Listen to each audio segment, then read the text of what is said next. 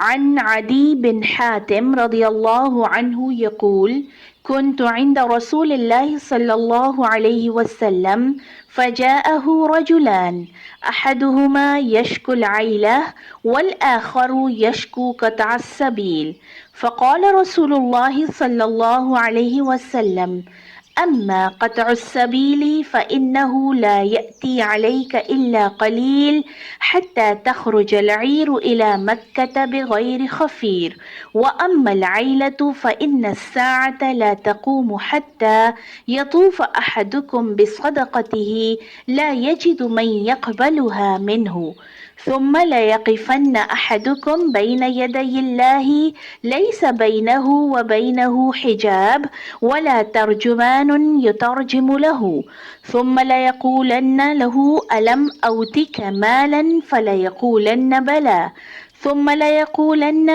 ألم أرسل إليك رسولا؟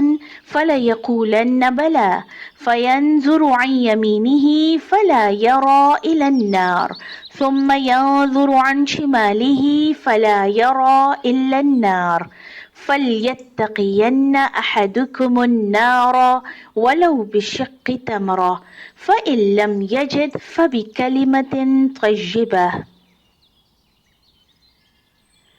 حضرت عدی بن حاتم فرماتے ہیں کہ میں نبی کریم صلی اللہ علیہ وسلم کی خدمت میں موجود تھا کہ دو شخص آئے، ایک فقر و فاقہ کی شکایت لیے ہوئے تھا اور دوسرے کو راستوں کے غیر محفوظ ہونے کی شکایت تھی۔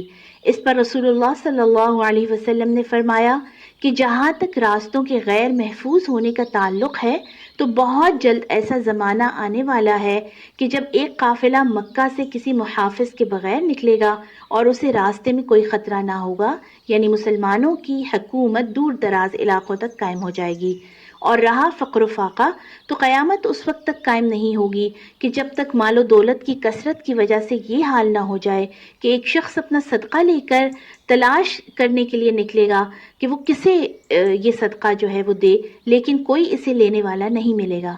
پھر اللہ اور جب بندے کے درمیان کوئی پردہ نہ ہوگا اور نہ ترجمانی کے لیے کوئی ترجمان ہوگا، یعنی حشر کے دن، تو اللہ اپنے بندے سے پوچھے گا کہ کیا میں نے تجھے دنیا میں مال نہیں دیا تھا؟ وہ کہے گا کہ ہاں دیا تھا۔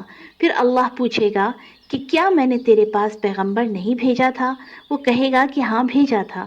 پھر وہ شخص اپنی دائیں طرف دیکھے گا تو آگ کے سوا اور کچھ نظر نہیں آئے گا، پھر بائیں طرف دیکھے گا تو ادھر بھی آگ ہی آگ ہوگی۔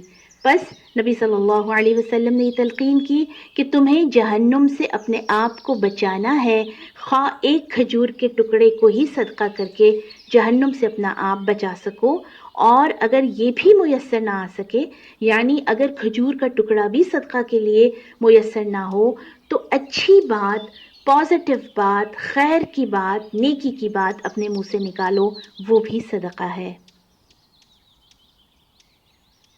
Adi bin Hatim radiallahu anhu says that while I was sitting with Allah's Messenger sallallahu alaihi wasallam, two persons came to him. One of them complained about his poverty and the other complained about the prevalence of robberies. Allah's Messenger sallallahu alaihi wasallam said, as regards stealing and robberies, there will shortly come a time when a caravan will go to Mecca from Medina without any guard.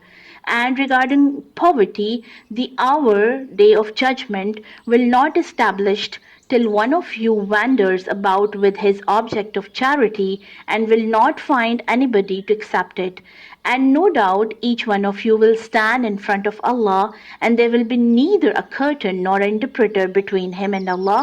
And then Allah will ask him, did not I give you wealth? He will reply in affirmative. Allah will further ask, did not I send a messenger to you? And again that person will reply in the affirmative. Then the person will look to his right and he will see nothing but hellfire. And then he will look to his left and will see nothing but hellfire. And so each one of you should save himself from the fire even by giving half of a date fruit in charity. And if you do not find a half date for charity, then you can do it, means charity, through your saying a good pleasant word to your brethren.